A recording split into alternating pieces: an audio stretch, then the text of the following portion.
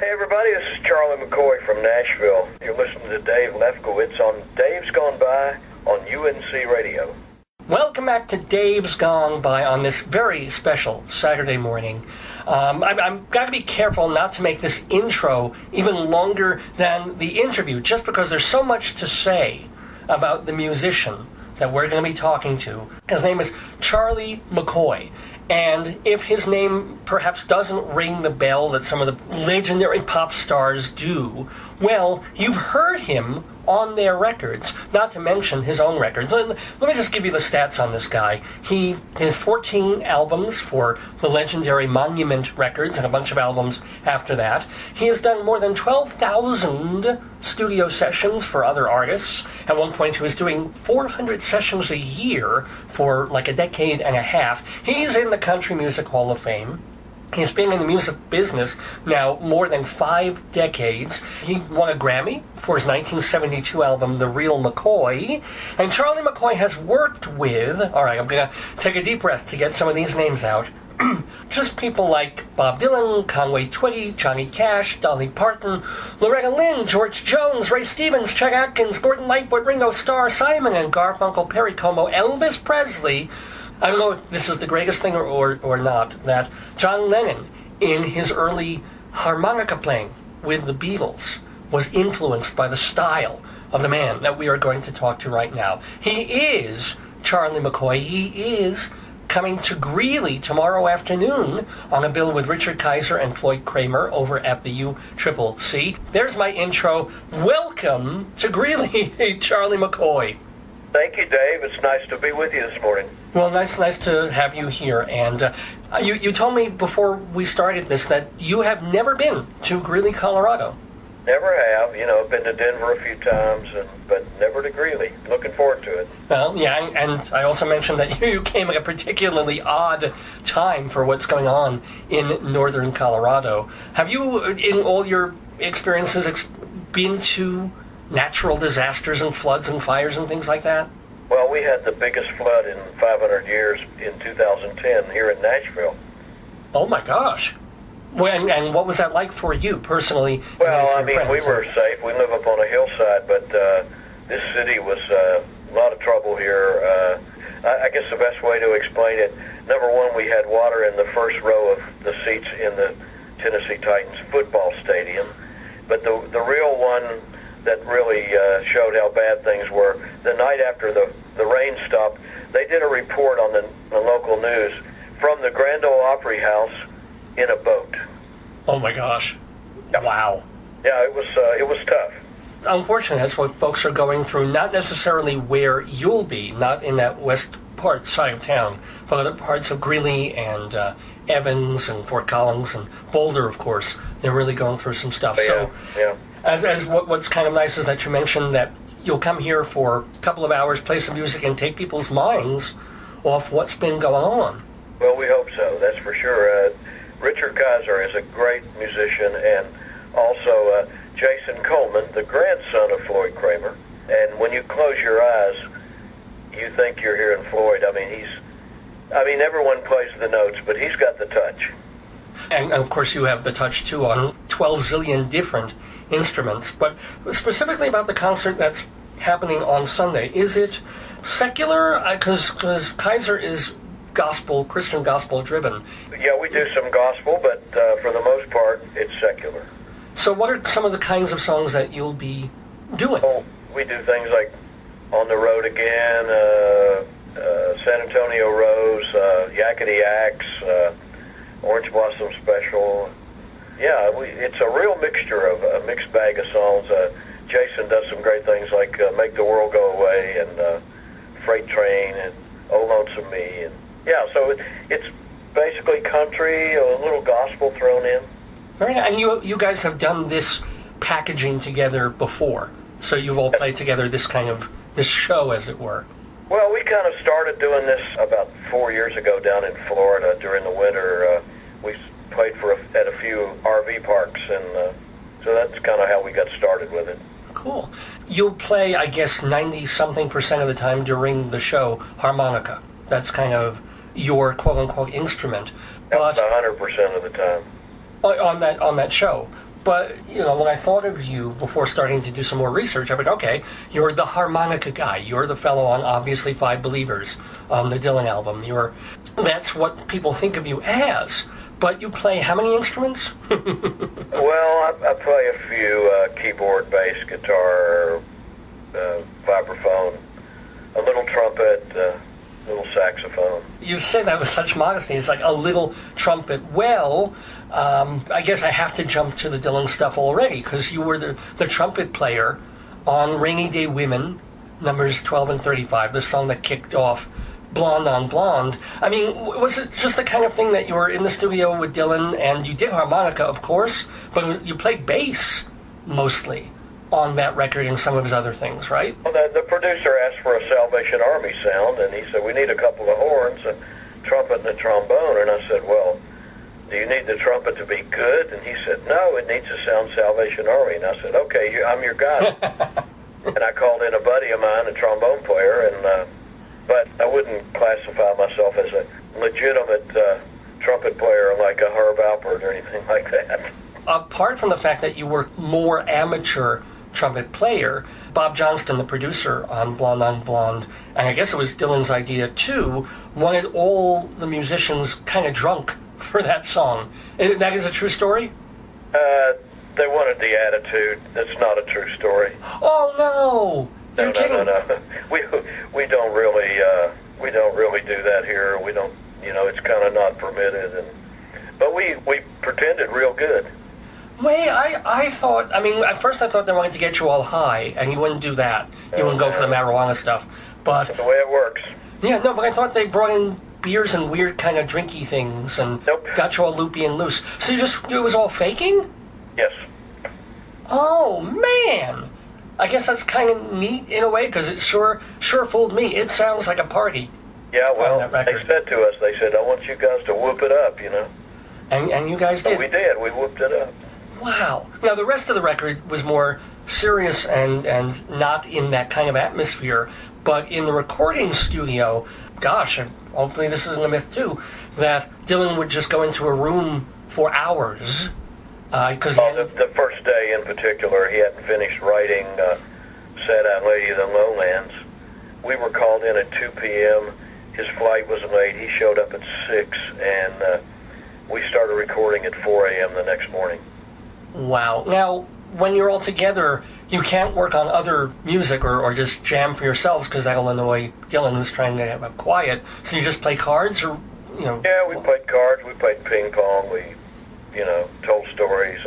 It's tough to kill that much time, knowing any minute, okay, we even wanted to lay down and take a nap, but you're thinking, no, any minute he's going to be ready to go here, so we got to be ready. It's tough to record like that. But you said that was really particularly bad just that first day for Sad Eyed Lady. Some of the other things he was a little better? Well, the other things, they were already ready, and he just went right into them, and we joined in. The other thing that I totally did not realize was that this wasn't your first experience working with him or meeting him, because Bob Johnston brought you in back when he was still doing Highway 61.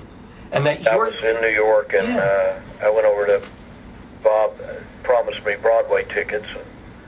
I went over to the studio, and he said, hey, this is Bob Dylan. And Dylan said, hey, I'm going to do a song. Why don't you grab that guitar and play along? So that was Desolation Row. And you are that sort of flamenco-ish guitar on that. Yeah, I was doing my best Grady Martin imitation, and after I finished, I said, man, I hope Grady doesn't hear this.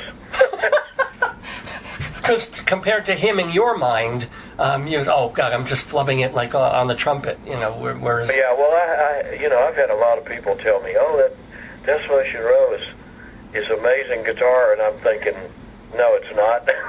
I know better than that. Oh my God. El Paso is amazing guitar. Hey everybody, this is Charlie McCoy from Nashville. You're listening to Dave Lefkowitz on Dave's Gone By on UNC Radio.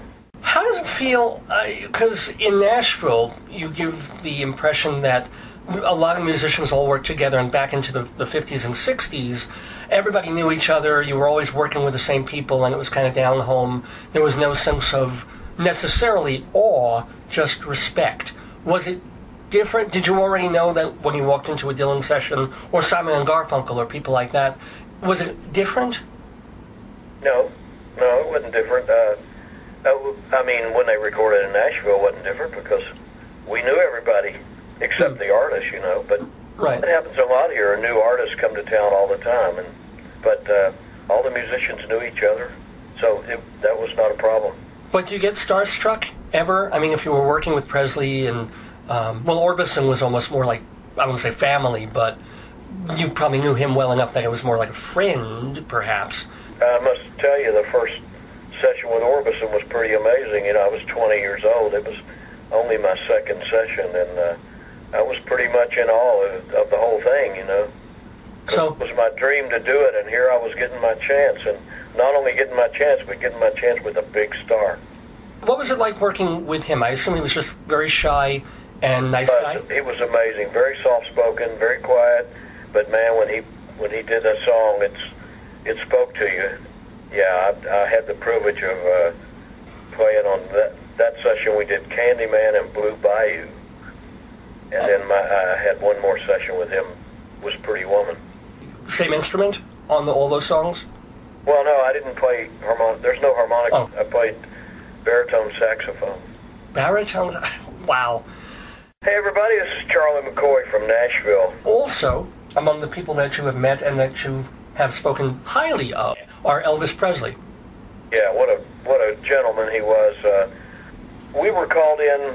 He had the normal band that he always recorded with, and the movie company messed their schedule up for soundtrack, and they decided to come in early, and all the musicians he normally used were already working. So they hired an alternative group. So we all knew that he'd worked with that other group from the beginning, and so we were kind of like, boy, we hope that this is going to be okay, you know. And yeah, right, he hit the door. He went to every musician, shook their hand, and said, "Thank you for helping me." Nice. Well, he was a well-bred, decent boy. I mean, up until drugs kind of destroyed him, and he was probably still a nice guy then, just in his own fog. The studio was his safe place. It was a comfort zone, and he was in there with people he respected. And so he was completely at ease. That was cool because then the creativity came out. And you did say in another interview that he had this charisma about him that you've never really seen in anybody else.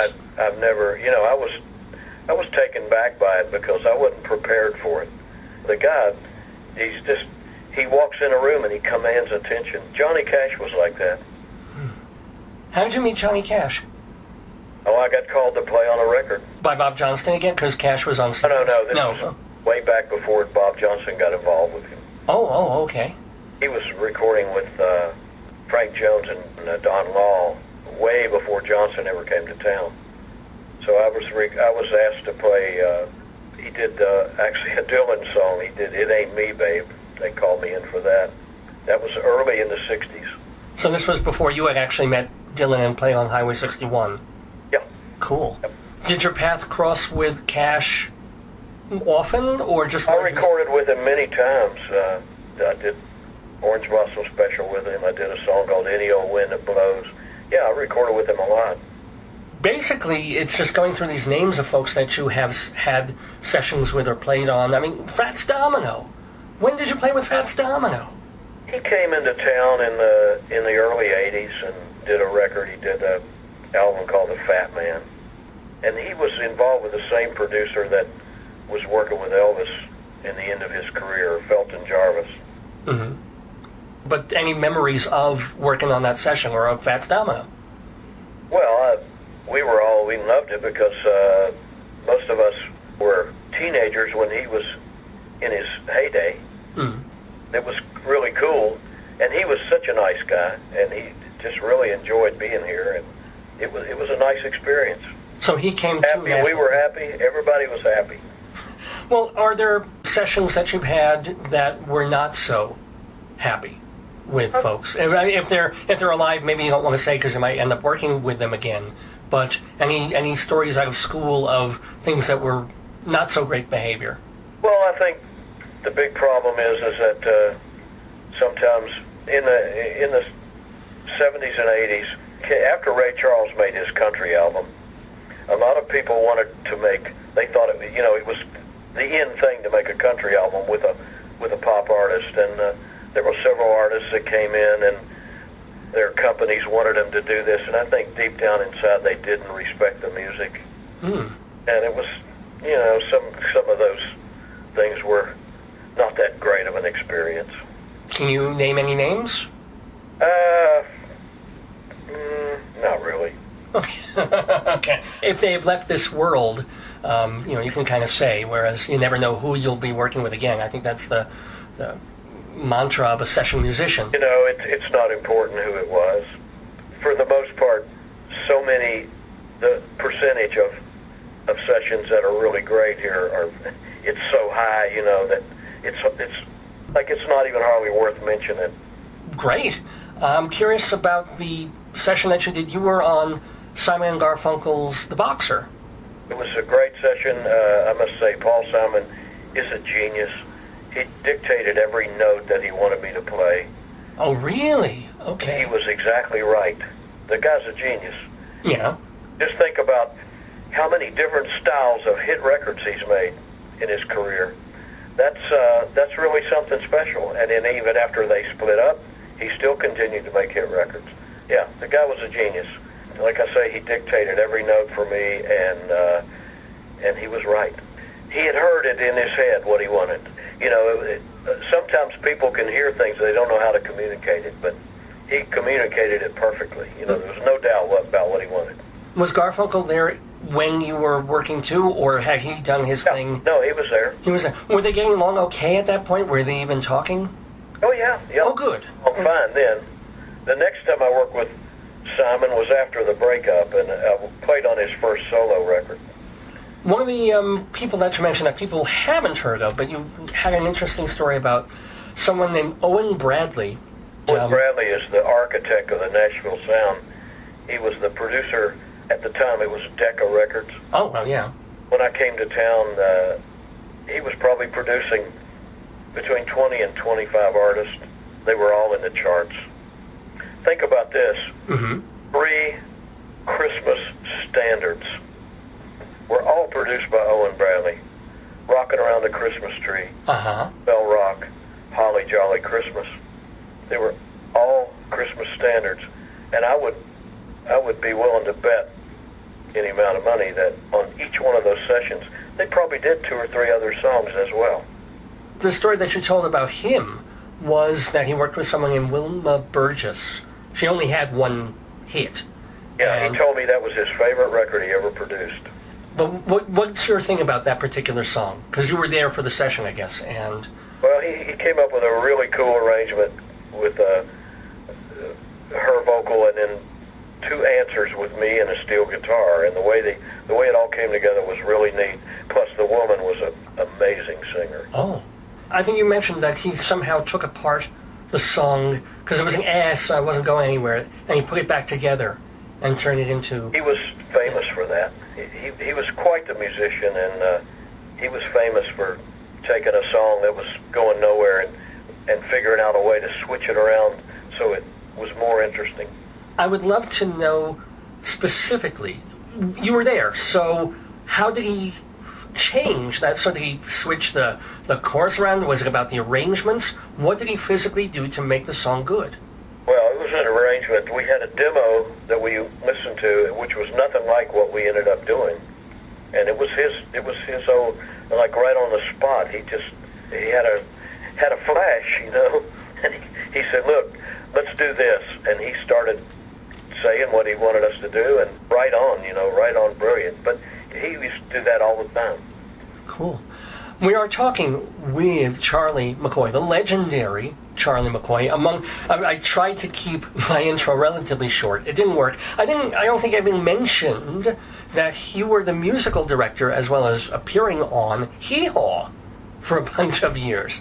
Yeah, I did that for a few years, and that was a great experience because, you'd go to work every day and you're surrounded by legends. I mean, there were Minnie Pearl, Roy Acuff, Roy Clark, Buck Owens, Grandpa Jones. Right. It was amazing. That show was, it was one of the most efficient television shows that ever came down the road because we would do 13 shows in a month. Oh, my God. Yep. We'd record in June and do the shows that would air from September to Christmas.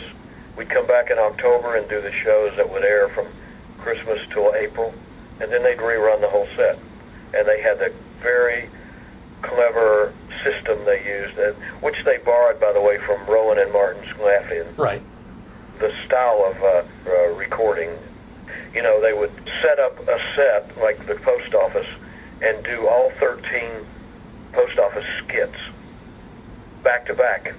So you got the lighting set, you got the scene set, bang, bang, bang, bang, bang, and then the whole show was put together in editing afterwards.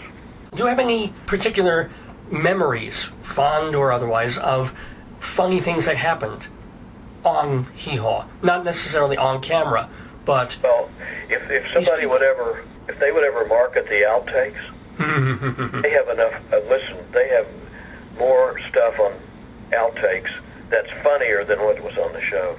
Well, do you have any outtake memories of something that made you fall over laughing while you were there? Well, we had a stagehand that used to go around, sneak up around behind the cornfield with a big fire extinguisher. Yeah. One of those kind that made a lot of racket, and this guy would sneak up behind people, and when they would finish their skit, he would shoot them. And some people just jump out of their skin, But we had stuff like that happen all the time. And well, it keeps things lively. I mean, you're on such a tight schedule, you have to have that sense of release and fun, I think. Some of the other folks that you've worked with, and I would love to hear about. George Jones. Well, I played with George when he was on several other labels, but of course, He Stopped Loving Her Today was, many people consider maybe the greatest country record ever recorded. And I was really proud to be on that. And the producer, Billy Sherrill, who was also a genius, he sat at the piano, they ran the song down. He said, okay, let's hear this on mic. Well, he had forgotten that he'd hired me. Oh. And as he started for the control room, he looked and he saw me over and he said, oh, get something on the second verse. That was it.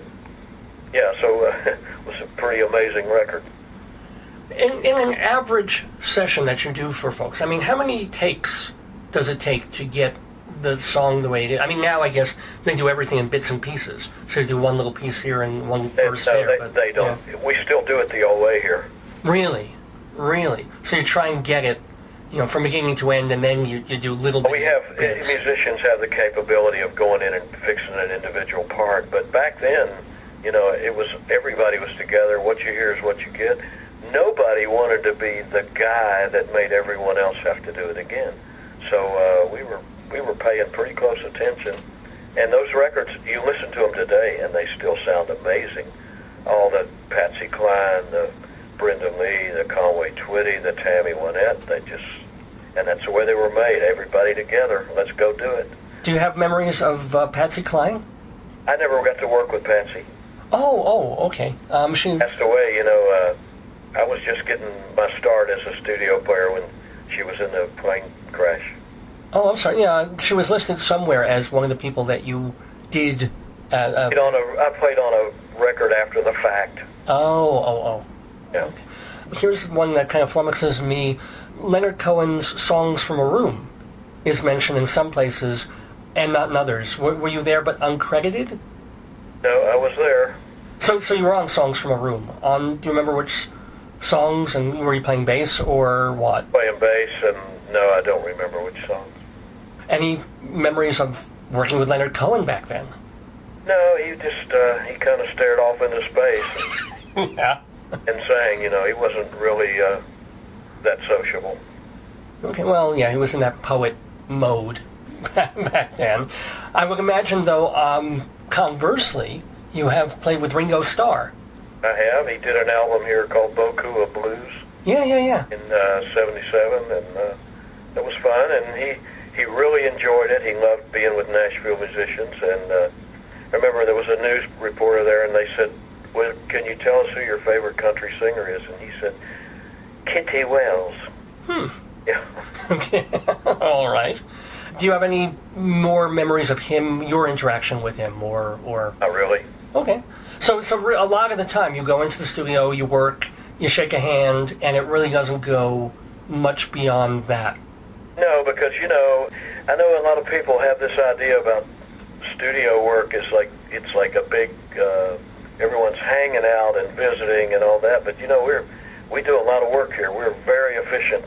The style of recording here was started by the old Nashville A-team, the Grady Martins of the world, the Floyd Kramers of the world, and we go in there with a purpose, and we go and get it done, and, you know, you're doing 3 and 4 songs every 3 hours. You don't have a lot of time for casual visiting, you know what I mean? No, that's cool. And by the way, it's not just, and I don't want to make it sound like you played with this person, and that's why you're famous and important and stuff. You put out lots of albums of your own on Monument Records. 38 now. 38 albums. The most recent was only, 2 years ago? In 2011 you had one? Well, I just had one released about 3 weeks ago. Oh, congratulations. What's the name? Called Smooth Sailing. Smooth Sailing, and people can get that, by the way, at charliemccoy.com. charliemccoy.com, or they can get it at the concert in Greeley. Where you will you sign the things afterwards? Will you stay at the table and... Absolutely. Oh, wonderful. Now, one of the... out there to meet people. And, yeah, let's also remind people that you are there tomorrow afternoon, Sunday, 2 o'clock, at the UCCC. Prices are really, really reasonable, which is great. You're getting three legends, actually, in concert. What's kind of cool about your website is that it feels... I mean, I'm sure you have helpers and people and stuff like that, but it feels also very like yours. It isn't just sent to some office in Toronto that does it for you. You feel connected to it, and that if people order your CDs and even cassettes and record albums, you deal with it. I personally deal with it, and we'll sign every one of them if they want us to. We're very quick too. I mean, we get an order, and we usually no later than the next day it's back in the mail. This idea of wanting to be hands-on, wanting to be direct with the fans, wanting to do it yourself, is that just ingrained? When I go out shopping, that's the way I want to be treated, you know. So we're trying to do the way we would like to be handled, you know. People appreciate it. Yeah, absolutely. Of course they will. I mean, who wouldn't want a signed copy of an album? To know that, oh my gosh, the mailing address is real, and possibly your handwriting on the label on the envelope. Yep. Are people still ordering record albums or LPs, or is it mostly CDs? Not much. We keep thinking there's going to be a rebirth, but and some of the artists are now making LPs. I just got during CMA week, we always get a lot of. If you're a member of CMA, you get people are trying to get you to vote for them, you know. Yeah. Let's see. I've got an LP here from Casey Musgraves. I got one here from Little Big Town, and I have one from Taylor Swift. Okay. And every all the CMA members, and their LPs, and it's cool. Well, what are your standards of judging when you're listening to new music or new country music? What do you look for? Well, I'm looking for great songs, you know, and unfortunately, I think we had better songs to work with a few years ago. Mm-hmm. Well, have you had to adapt? I mean, as a session person, have you ever had to do any, rap, hip-hop, accompany any of that? No, we don't. Modern stuff? We don't have much of that around here. Well, you don't only stay in that, or do you generally just record in Nashville and you go elsewhere to tour? Just in Nashville. Cool. Record, yeah. Hey everybody, this is Charlie McCoy from Nashville. You're listening to Dave Lefkowitz on Dave's Gone By on UNC Radio. Do you have any amazing fun stories of touring, of your years in travel? Funny, wild things that have happened, amazing places you've been to? Well, I've been, I just finished the tour in the Czech Republic in August, and it was amazing. 7 dates in Czech and 1 in Slovakia, and I played a concert over there. It was time, 50 degrees and raining, with 1,000 people in the audience, outdoors, and they never budged. Wow. Do you ever, I guess you've had to deal with the elements, though, since we started the conversation with the elements. Do you ever feel fear if you're playing in the rain? You know, that something's not grounded properly? Or the two extremes, I played in outdoors in Denmark. It was below freezing once. Ooh. And I played outdoors in the south of France, and it was like 104 degrees. But, you know, you're a trooper. It would not be in your DNA to say, no, I'm not going to do this. Or can we wait 2 hours for some shade or for the sun to go down a little bit? You just go out there and get her done? No, it's what we signed up for, so we go do it. We're going to get back to Bob Dylan specifically because they just released that Another Self-Portrait collection, this bootleg collection, which has you, I assume, all over it in those Nashville sessions. The difference between Dylan, when you met him for Highway 61 and Blonde on Blonde, and then getting back to him for Nashville Skyline and John Wesley Harding, into the self-portrait sessions, you're saying he was a completely different person? I didn't think so. Oh, I thought you said he was in a very different space and a totally different kind of a guy. The music was different. And Oh. He seemed to be a little more, I don't know, he seemed to be a little more lost in the music, maybe more so. And you got to keep in mind, Blonde on Blonde was a weird experience for him because I don't know that he, in his mind, he was really that high on coming to Nashville to begin with. Bob Johnson really insisted, you know. But he came back, when he came back for John Wesley Harding, I think he was more comfortable. So that's what the difference I saw. Oh, okay. I assumed from reading other interviews and stuff that he just seemed like a nicer guy, more connected, more happy, especially Nashville Skyline with songs about domesticity and things like that. What were your thoughts about Self-Portrait when it first came out? I wasn't much into it. I think the producer wanted us to take a bunch of, some of the music was like guitar vocal, almost like demos, and we were to add instruments to make it into a record, you know, and to me it wasn't as genuine as the other ones. And I think people are finding that out now with this release of what were more like the demos, which are much more stripped down, and people are going, oh, wow, would have been a pretty cool album, but they sweetened it up a little bit too much. Well, you know, that's not our choice. We do what they tell us to.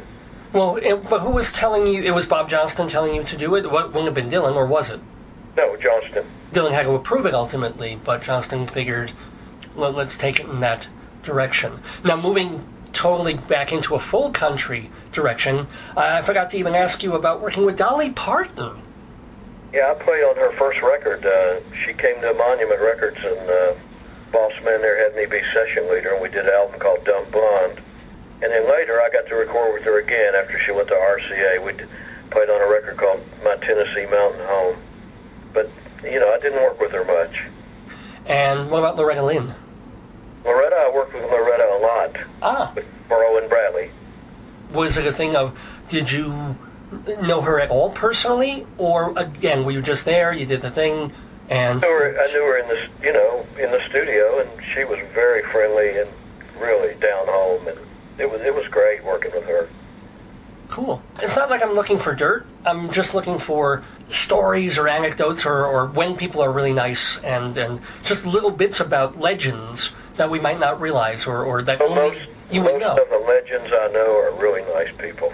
Are there people that you never had the chance to work with that you wish you could? Yes, Alan Jackson and Martina McBride. Could happen. They're in Nashville. Do you think it might? Perhaps, might. Oh, and Alison Krauss. Okay. Yeah, it could happen. It could, and I hope it will sometime because I really respect what they do and think of the new. Well, I mean, they're not the new people now, but of the later wave of country stars, they're the ones to me that are, I think, are the best. Cool. And can I ask, you're a session person. You're paid for the gig, and then you do it and you go away. But do you ever feel disappointed, or I guess that would be the word, like when you work with somebody and it goes great and it's a great session and the record sounds really good, but then you're not called back again? That happens here. That'll happen sometimes, Do you take it personally or not? Right. After you've been on a huge record and then they call somebody else, it feels a little weird. But you know what? When one door closes, another one opens.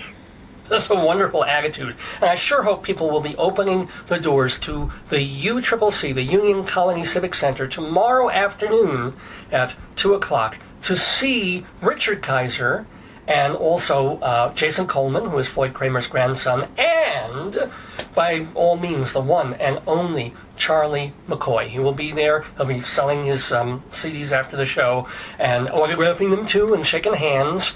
And check out charliemccoy.com to order all sorts of stuff and find out all about his music. And I guess the last question for you would be, where do you see yourself? Now you're in your 70s. Do you see yourself slowing down? Retiring ever? Just doing what you do? As long as I can make the man in the mirror proud of what I do, then I will continue to do it.